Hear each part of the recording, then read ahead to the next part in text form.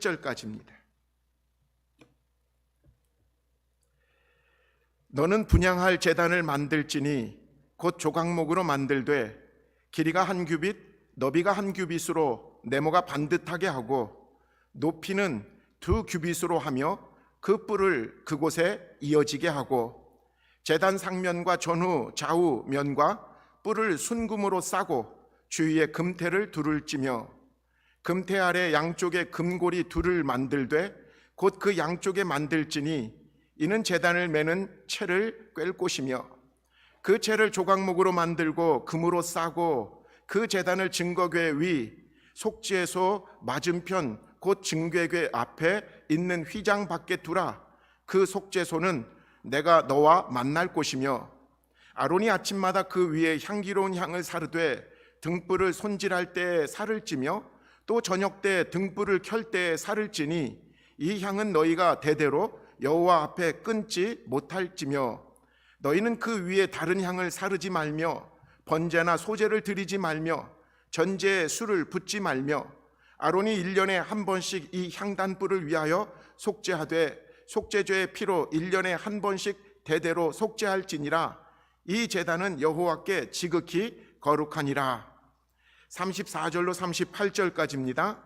여호와께서 모세에게 이르시되 너는 소합향과 나감향과 풍자향의 향품을 가져다가 그 향품을 유향에 썩되 각기 같은 분량으로 하고 그것으로 향을 만들되 향 만드는 법대로 만들고 그것에 소금을 쳐서 성결하게 하고 그 향 얼마를 곱게 찌어 내가 너와 만날 회막안 증거궤 앞에 두라. 이 향은 너희에게 지극히 거룩하니라.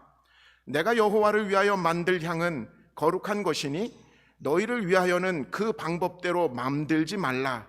냄새를 맡으려고 이 같은 것을 만드는 모든 자는 그 백성 중에서 끊어지리라. 오늘 우리에게 주신 살아계신 하나님의 말씀입니다. 어느 농부가 소를 몰고 밭에서 열심히 일을 하다가 갑자기 천둥 번개가 치는 엄청난 폭우를 만났다고 합니다. 벼락이 치고 천둥이 치는 순간 이 농부는 위험하잖아요. 죽음의 공포를 갑자기 느낀 거예요. 그러니 어떡합니까? 그래도 믿음이 있는 이 농부는 땅에 엎드려 기도하기 시작합니다. 하나님, 저와 이 소를 지켜주십시오. 그러면 정말 이 죽음에서 살려주시면 이 소를 팔아가지고 하나님께 다 바치겠습니다. 이렇게 기도를 했대요. 이 기도가 끝나자마자 신기하게도 폭풍우가 그치고 언제 그랬냐 싶게 하늘은 맑아졌습니다. 농부는 자기가 기도한 것이 이렇게 빨리 응답된 것에 대해서 아주 신기했어요. 야, 하나님이 이렇게 빨리 응답해 주시다니. 근데 자기가 그 절박한 순간에 서원 기도했던 것이 마음에 자꾸 부담이 된 거예요. 다음 날 이 농부는 소를 끌고 시장에 나갑니다. 근데 소만 끌고 간 게 아니라 또 한 손에는 닭도 한 마리 들고 갔습니다. 사람들이 이 소가 시장에 나온 것을 보고 이 소가 얼마짜리입니까? 하고 흥정을 한 거예요. 그랬더니 이 농부가 이렇게 대답을 했답니다. 이 소는 미국 액수로 말해드립니다. 이 소는 $100밖에 안 되지만 근데 이 소를 살려면 이 닭을 꼭 같이 사야 됩니다. 근데 이 닭은 $1000입니다. 소는 $100, 소는 $100, 닭은 $1000. 거꾸로죠, 원래. 근데 결국은 소 판 돈을 하나님께 드리고 닭 판 돈은 자기가 갖겠다라는, 어쩌면 이렇게 정말 하나님께 드린 기도가 자기 중심적으로 해석하고 또 응답받은 것을 또 그렇게 살아가는지. 이와 또 다른 기도의 이야기가 있습니다. 여러분 다 아시죠? 미국에서 가장 존경받는 링컨 대통령. 그분이 흑인 노예의 자유를 선포함으로 말미암아 미국의 남쪽과 미국의 북쪽이 전쟁이 벌어졌죠. 이걸 우리는 남북전쟁이라고 말합니다. 당시에 북쪽보다 남쪽이 사실 더 산업이 왕성했고 풍요로웠대요. 왜냐하면 흑인 노예를 기반으로 한 농사가 아주 발달되었기 때문에 그런 것이죠. 그래서 이 전쟁에 간절하게 이기려고 들었던 그 쪽이 남쪽인 거예요. 왜냐하면 자기네들의 이 풍요가 빼앗길 것을 두려워했기 때문에 초창기 전투에서는 죽을 힘을 다해서 남쪽 군대가 열심히 싸워가지고 계속 남쪽 군대가 승리를 얻었다고 합니다. 이런 상황에서 북쪽 군대, 북군들은 할 수 없이 함께 모여서 이런 기도를 드렸다고 하죠. 하나님, 제발 우리를 도와주시고 우리 편이 되어서 우리 북군이 남군을 물리치게 하여 주옵소서. 괜찮은 기도 같지 않습니까? 그런데 이 기도의 사람 링컨이 이런 기도 소리를 듣고 앞으로는 이런 기도 바꾸라고 명령을 했다고 합니다. 이렇게 기도하십시오. 하나님, 우리 북군이 언제나 하나님 편에 서게 해 주십시오. 비슷한 기도인 것 같지만 분명히 다른 기도가 되어버린 것이죠. 진정한 기도는 바로 이런 것이라고 링컨은 알려주고 있는 것 같아요. 하나님이 내 편을 들어달라고 하는 기도가 아니라 내가 하나님 편에 서는 그런 사람이 되기 위해서 기도하는 것. 오늘 말씀은 성도의 기도에 대해서 알려주는 성막의 9번째 이야기 분향단 말씀입니다. 성막을 보면 성소와 지성소를 구분하는 휘장이 쳐져 있습니다. 한번 그림을 보시기 바랍니다. 이 성막 안에 성소와 지성소가 들어있는데 성소와 지성소를 보면 이제 이 지붕을 이렇게 일단은 드러내고 그 안에 들어있는 구조를 보여드리는 것입니다. 성소를 들어가자마자 오른쪽에 떡상이 있다고 말씀드렸고요. 그 떡상의 맞은편에 등잔대가 있다라고 말씀을 드렸죠. 그리고는 저 앞으로 나가다 보면 그곳이 지성소가 되어지는데 성소와 지성소를 가로막고 있는 것이 휘장입니다. 근데 그 휘장 바로 앞에 분향단을 놓았다라는 것이죠. 분향단 하면 이게 단이니까 제단인 거예요. 어떤 제단이냐면 하늘을 향해서 계속해서 피어오르는 향불과 향기가 나올 수 있도록 향을 담아서 태우는 제단이 분향단이라는 것이죠. 다음 그림을 보면 분향단의 모양을 정확하게 알 수가 있습니다. 가로 세로가 1규빗, 오늘날로 말하면 50cm 정도의 정사각형의 모양입니다. 높이는 2규빗, 1m 정도 된다고 합니다. 조각목, 아카시아 나무로 먼저 틀을 만들었고요. 그 위에 전체를 금으로 입힌 모양입니다. 이 분향단 네 귀퉁이에 뿔을 만들었고 그리고 그 옆으로는 2개씩 고리를 만들어서 나중에 채를 넣어서 이동하게 구조가 되어 있습니다. 구약에서는 이것을 분향단이라고 부르지만 신약에서는 이 분향단을 두 단어로 같이 쓰고 있습니다. 금대접 또는 금향로라고 부르고 있습니다. 요한계시록에 보면 5장 8절 읽어드립니다. 그가 그 두루마리를 받아 들었을 때 네 생물과 24 장로가 각각 검은고와 향이 가득히 담긴 금대접을 가지고 어린 양 앞에 엎드렸습니다. 그 향은 곧 성도들의 기도입니다. 요한계시록 8장 3절로 4절 보면요, 또 다른 천사가 와서 금향로를 들고 제단에 섰습니다. 그는 모든 성도의 기도에 향을 더해서 보좌 앞 근 제단에 드리려고 많은 향을 받았습니다. 요한계시록에서 향은 성도의 기도하고 늘 연결시킵니다. 성도가 기도하는 것이 향기가 되어서, 연기가 되어서 하나님께 이렇게 올라가는 모습, 이것을 그리고 있는 것이죠. 그러니까 이것은 요한계시록에서 이 모습은 성막에 있는 이 그러니까 금 분향단, 이 분향단에서 향을 피워서 하늘로 올라가는, 그러니까 올라가는 것과 그리고 이 앞에 놓여 있는 이 언약궤, 이것과의 관계에서 이것이 바로 성도의 기도다라고 말을 하고 있는 것이죠. 구약에서도 시편에서는 이 향기가, 이 분향이 하나님께 드리는 성도의 기도라고 시편에서는 이렇게 표현하고 있습니다. 시편 141편 1절로 2절입니다. 주님, 내가 주님을 부르니 나를 건져주시고 내게로 어서와 주십시오. 주님께 부르짖는 내 음성에 귀를 기울여 주십시오.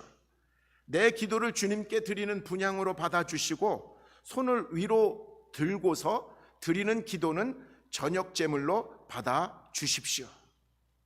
성막에서 분향단은 정확하게 성도가 하나님께 드리는 기도다. 그러니까 이 분향단을 우리가 연구하고 배우고 살펴봄으로 성도의 기도의 삶은 어때야 되는지를 배우게 되는 거예요. 오늘 분향단을 살펴보면서 우리는 성도의 특권이라고 하는 이 기도, 성도에게 무기가 있는데 그것은 기도거든요. 성도에게 방어할 수 있는 능력이 있는데 그게 기도이거든요. 이 기도가 어떻게 우리가 감당해야 되는지를 우리가 점검해야 된다라는 거죠. 여러분, 크게 기도는 주님이 나를 위해서 해주시는 기도가 있고 내가 주님께 드리는 기도가 있는 두 종류의 기도가 있습니다.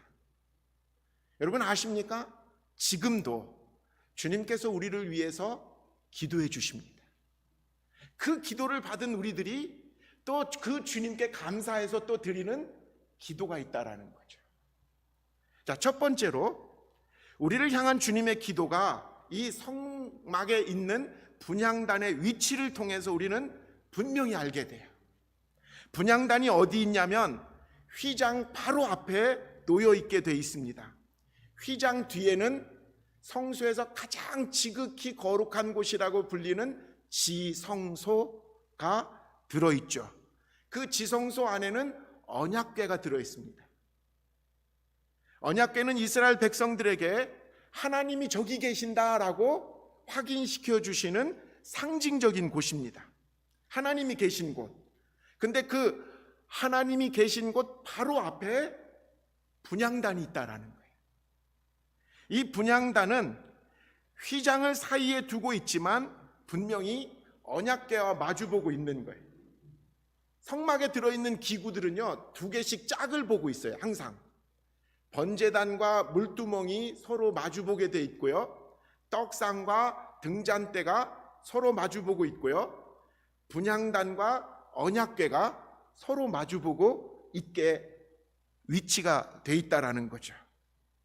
한마디로 이 분향단의 위치는 하나님 앞에 바로 서 있는 예수 그리스도를 의미한다라고 말합니다. 이거 그냥 사람들이 그냥 그러려니 하고 나온 말이 아니라 히브리서 9장 24절 신약에서 알려준 말씀이거든요. 그리스도께서는 참 성소의 모형에 지나지 않는 손으로 만든 성소에 들어가신 것이 아니라 바로 하늘 성소 그 자체에 들어가셨습니다. 이제 그는 우리를 위하여 하나님 앞에 나타나셨습니다. 예수님께서 하나님 앞에 딱 나타나신 이것, 이게 분향단의 위치라는 거죠. 대제사장이 하나님이 계신 그 언약궤에 홀로 나갈 수밖에 없는데 그 앞에 나아가 분향단의 향을 피운 것, 이 모습이 우리의 영원한 대제사장 되시는 예수님께서 참 하늘에 들어가셔서 하나님 바로 앞에 딱 서셔서 우리를 위해서 기도해 주시는 이 내용이 이 분향단에서 예수님이 우리를 위해서 하나님 앞에서 기도해 주신다라고 알려주시는 장면이라는 거죠. 히브리서에서는 또 이렇게 증거하고 있습니다. 7장 25절, 따라서 그는 자기를 통하여 하나님께 나오는 사람들을 완전하게 구원하실 수 있습니다. 그는 늘 살아계셔서 그들을 위하여 중재 간구를 하십니다. 이 히브리서는 성막에 있는 이 분향단을, 언약궤 앞에 놓여 있는 이 분향단이 하나님 앞에서 우리를 위해서 지금도 간구해 주시는 예수님의 모습이라고 설명해 주고 있다라는 거죠.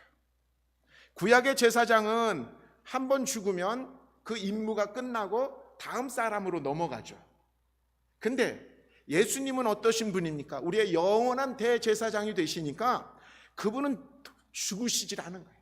항상 우리에게 계셔서 그분의 피로 구원받은 그의 사랑하는 백성들을 계속해서 구원에 이르도록, 구원이 놓쳐지지 않도록 계속해서 중보 기도해 주신다라는 거죠. 그것을 바울은 로마서에서 8장 34절에 이렇게 증거하고 있죠. 누가 감히 그들을 정죄하겠습니까? 그리스도 예수는 죽으셨지만 오히려 다시 살아나셔서 하나님의 오른쪽에 계시며 우리를 위해서 대신 간구하여 주십니다. 예수님이 우리를 위해서 죽으신 것뿐만 아니라 우리를 위해서 다시 살아나셔서, 살아나신 이유가 뭐라고요? 우리의 받은 구원을 계속해서 지키며 하나님 그 나라에 이르기까지 우리의 받은 구원을 놓치지 않도록 하나님 앞에서, 하나님 옆에서, 하나님의 오른쪽에서 우리의 구원을 위해서 지금도 기도해 주신다는 거예요. 힘쓰신다는 거죠. 예수님이 바로 이런 주님이시라는 거예요. 당신께서 우리를 대신해서 피 흘려 죽으셨다고 그걸로 안 끝났어요. 알아서 믿을 사람 믿어라, 그리고 믿었으면 알아서 자기가 책임져, 이렇게 끝내시지 않는다라는 거예요. 당신의 피로 흘린, 그리고 죄값을 지불하셔서 하나님 백성 삼으신 우리들을 끊임없이 계속해서 한 사람 한 사람 지켜주시고 하나님 앞에서 이렇게 하신다는 거예요.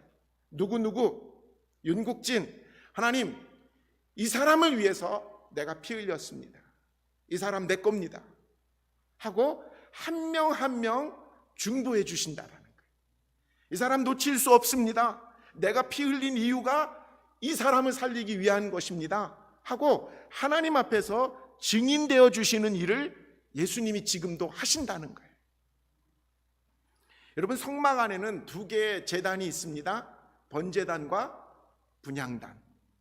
근데 이 재밌는 것은 이 번제단과 분향단에 예수님의 두 가지 가장 중요한 사역이 다 담겨 있다는 거예요.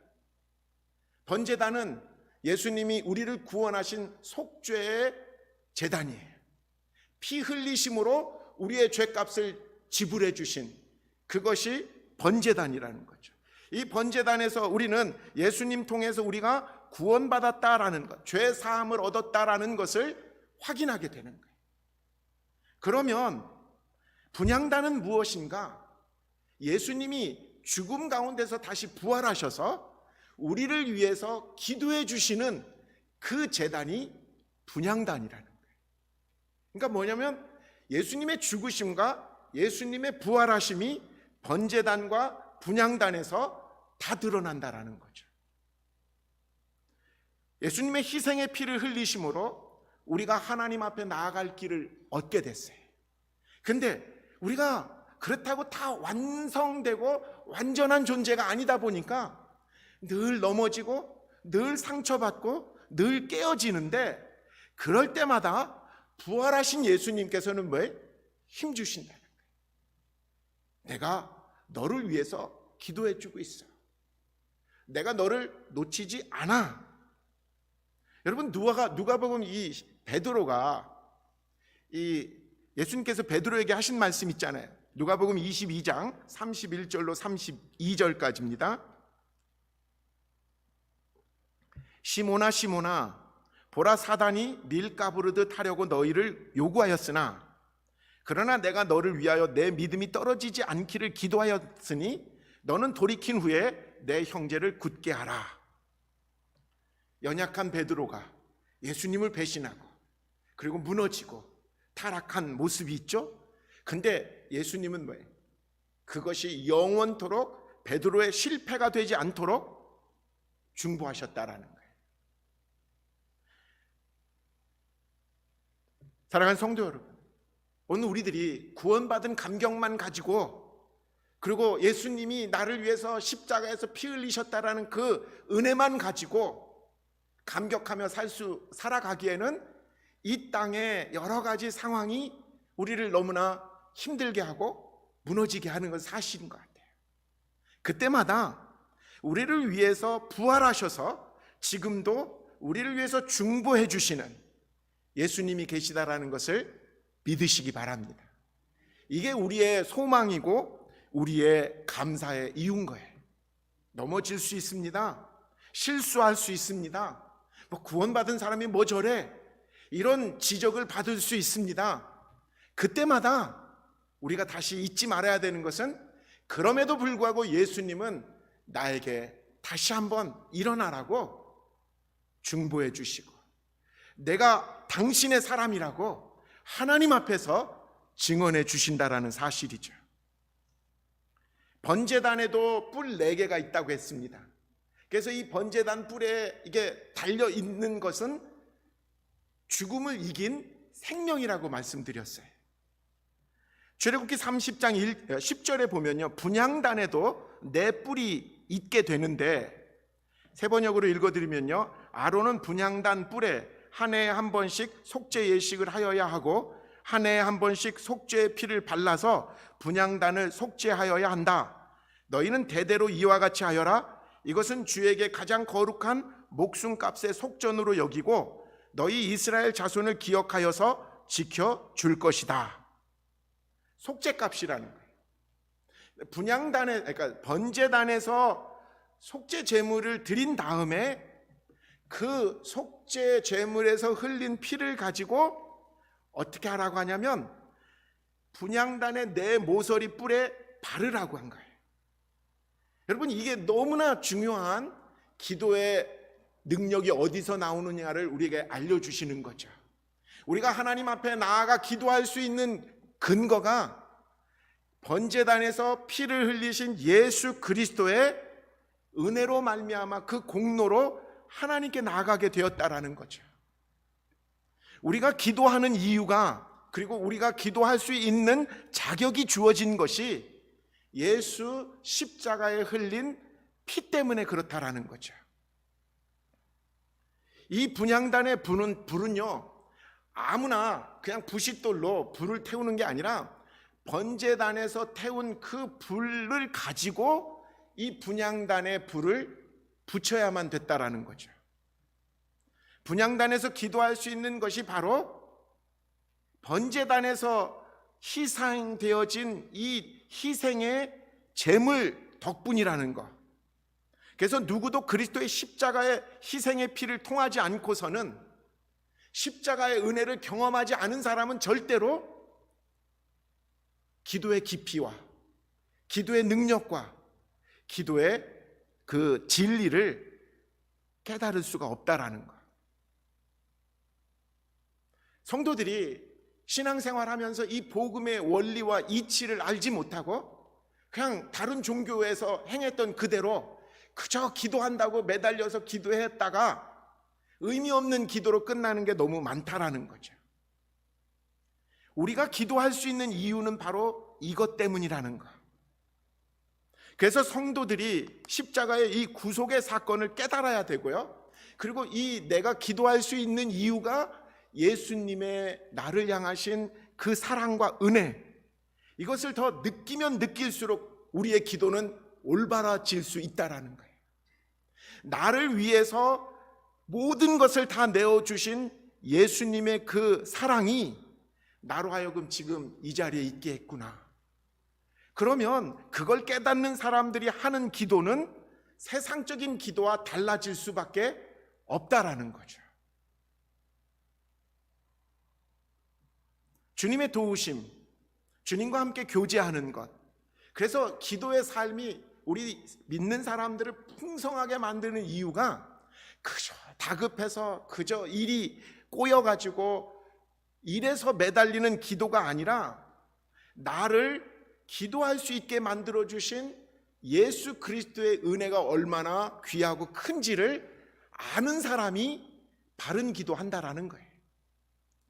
여러분 잊지 마십시오. 지금도 우리를 위해서 죽으신 것뿐만 아니라 부활하셔서 우리의 중보자가 되어주시는 예수님, 그 예수님을 우리가 믿고 예수님 때문에 우리가 기도할 수 있게 되었구나라는 것을 깨닫고 나가야 된다라는 거죠. 두 번째는요, 또 이제 우리가 주님을 향한 기도가 이제 시작돼야 돼요. 주님이 나를 위해서 기도해 주시는 것이 지금도 쭉 이어진다면 그 기도를 통해서 내가 받은 구원에 대한 감격을 유지하고 살아가기 위해서 이제 우리가 어떤 기도를 드려야 될 것인가? 시편에 보면요, 141편 2절입니다. 내 기도를 주님께 드리는 분향을 받아주시고 손을 위로 들고서 드리는 기도는 저녁 제물로 받아주십시오. 기도의 순서가 중요해요. 여러분, 기도를 그냥 한다, 생각나는 대로 하는 것, 이것은 기도를 우리가 해 나가는데 도움이 되는 것보다는 해로울 수가 있다라는 거예요. 우리가 기도할 때 먼저 어떤 기도로 시작해야 되느냐? 하나님을 찬양하고 하나님께 경배하는 것부터 기도의 시작이 열려야 된다라는 거죠. 우리의 기도는 항상 세상적인 기도의 습관이 들어서 당장 내가 급한 거, 당장 내가 소원하는 것을 아뢰는 것에 자꾸 집중하기가 쉬워요. 근데 여러분, 기도의 가장 중요한 점이 뭐라고 했죠? 내 소원을 요청하는 정도가 아니라 하나님의 뜻을 내 삶 속에서 자꾸 새기는 것이 가장 기도의 핵심이라는 거. 그래서 예수님이 주기도문에서 우리에게 알려주셨다. 하늘의 뜻이 이 땅에 이루어지기를. 여러분, 이것이 우리의 기도의 시작점이 돼야 된다라는 거. 물론 기도를 내가 지금 당장 급하고 내 형편과 어려움을 아뢰는 것, 이거 당연히 이것도 해야죠. 그렇지만 기도의 핵심이 무엇인가를 우리가 잊어버리면 안 된다는 거예요. 그래서 기도할 때 시작이 중요해요. 하나님, 내가 죽게 생겼어요 라는 것보다는 하나님의 이름을 찬양하는 것, 하나님이 어떤 하나님인지를 내 입술로 고백하는 것. 그래서 기도의 시작은 늘 하나님의 이름을 부르는 것에서 시작한다는 거죠. 출애굽기 오늘 본문에 보면 37절 38절에요. 내가 만들 유향은 주의 것이며 너에게는 거룩한 것이다. 너희가 사사로이 쓰려고 같은 방법으로 그것을 만들어서는 안 된다. 그 냄새를 즐기려고 이와 같은 것을 만드는 사람은 누구든지 그 백성에게서 끊어질 것이다. 참 무서운 말씀이에요. 분향단에서 드려지는 향은 철저하게 하나님을 위해서 준비된 향이라는 거예요. 그것은 마찬가지로 기도의 초점이 자기의 유익과 자기의 편안함과 자기의 세상적인 그 성취에만 있어서는 안 된다라는 거죠. 우리가 기도하는 순간 우리의 시선이 자꾸 세상을 향해서 자꾸 나가려는 그 시선을 하나님께 자꾸 돌리는 것이 기도하면서 하나님이 주시는 축복인 거예요.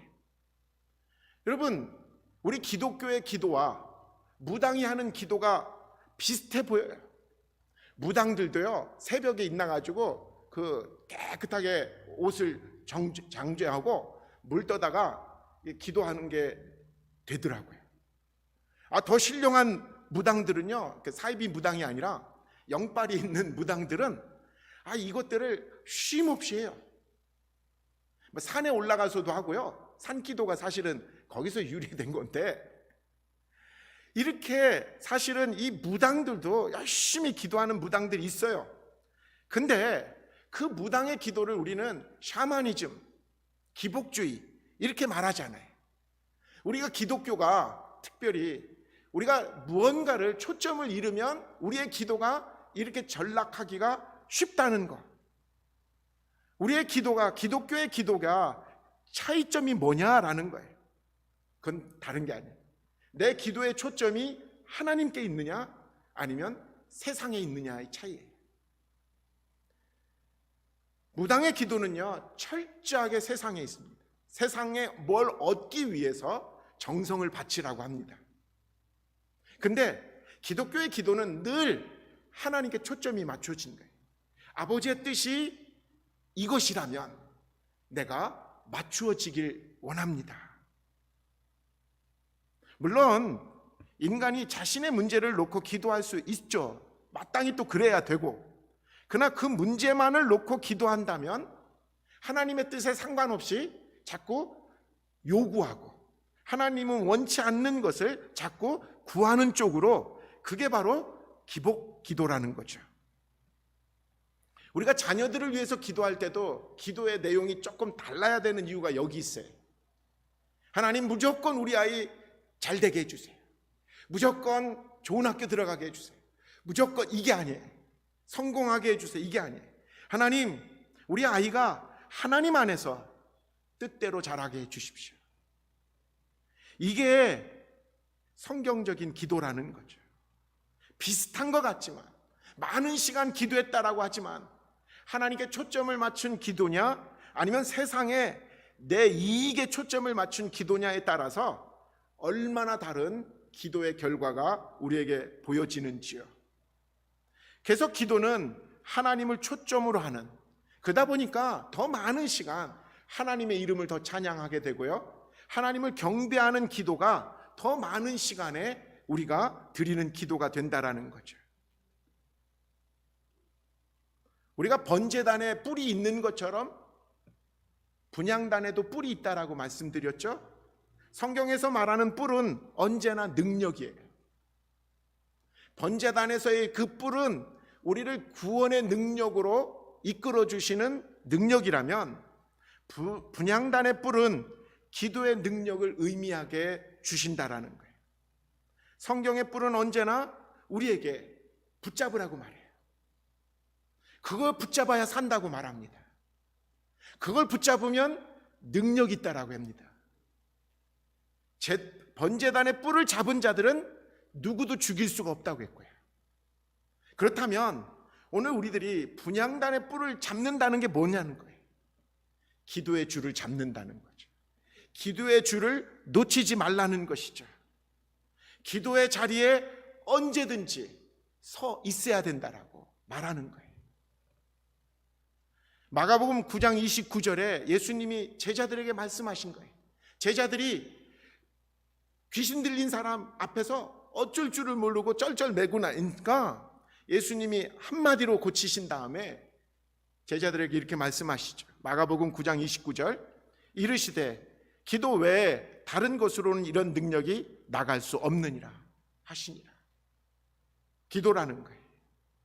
여러분, 기도는 그래서 우리 성도들이 유일하게 이 기도의 줄을 잡아야만 이 땅에서 능력으로 살아가고 견딜 수 있다라는 거죠. 마지막으로, 그러면 기도는 어느 때 드리느냐? 수시로 드려야 되는 게 기도지만 오늘 분향단에서 향불을 피우기 위해서 명령한 게 뭐냐면 하루에 2번 단에 불을 켜라라고 되어 있습니다. 오늘 본문 7절 8절 봅니다. 아론이 그 분향단 위에다가 향기로운 향을 피워야 하는데 매일 아침 그가 등을 손질할 때마다 향을 피워야 하고 저녁 때에 등불을 켤 때에도 향을 피워야 한다.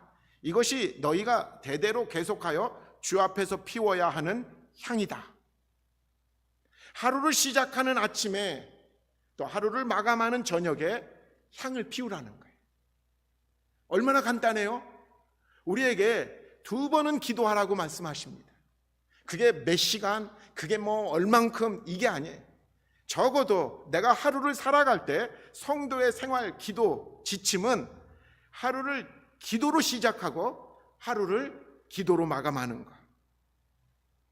이 기도의 삶은 우리가 평생, 성경에 보니까 대대로 그치지 말지니라. 우리가 주님 앞에 가는 그날까지 하루도 쉬지 말아야 될 성도의 삶이고 호흡이라고 말하는 거예요. 기도를 할 때 여러분 너무 잘하려고, 너무 막 그 유창한 언어로 기도하려고 들지 않아도 된다는 거예요. 여러분 호흡을 할 때 이게 호흡을 하는 거야 라고 생각하며 호흡을 하면 굉장히 부자연스럽죠.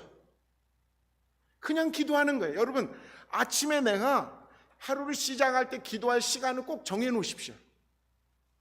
우리가 새벽 기도할 때 새벽 기도 끝나고 이어가는 기도 가장 편해요.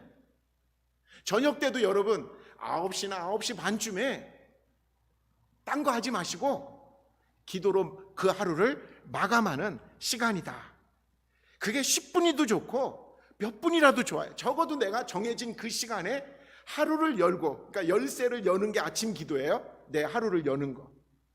그리고 그 하루를 닫는 것이 저녁 기도라는 거예요.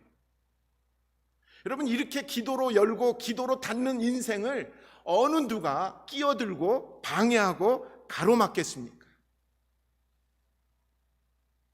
내가 일하면 그저 내가 일하는 거예요. 근데 내가 기도하면 하나님이 일하기 시작하시는 거예요. 어느 때보다도 교회적으로 사실 기도가 절실히 필요한 때입니다. 무엇보다도 이 기도하는 시간이 중요하고 또 이 기도를 통해서 우리에게 희망이 주어지게 될 줄 믿습니다.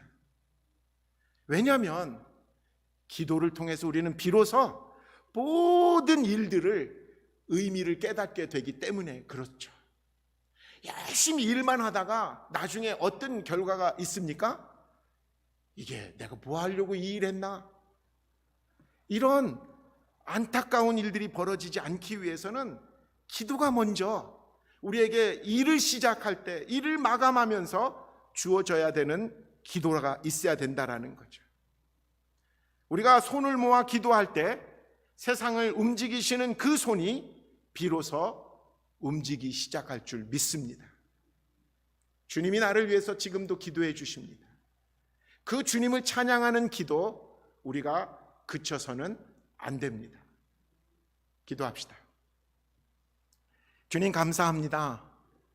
우리에게 주신 이 기도의 열망이 또 이 기도의 소망이 그치지 않게 하여 주옵소서. 우리의 평생의 소원이 주님께 넉넉한 기도 이 땅에서 드리다가 주님을 만나는 그런 소원 우리에게 있게 하여 주옵소서. 무슨 일을 만나도 기도하는 사람들 이 땅에서 낙심하지 않고 주님 나라 가는 그날까지 승리하게 될 줄 믿습니다. 기도의 사람들 곳곳에서 세워 주시옵소서. 감사합니다. 우리 주님 예수의 이름으로 간절히 기도합니다.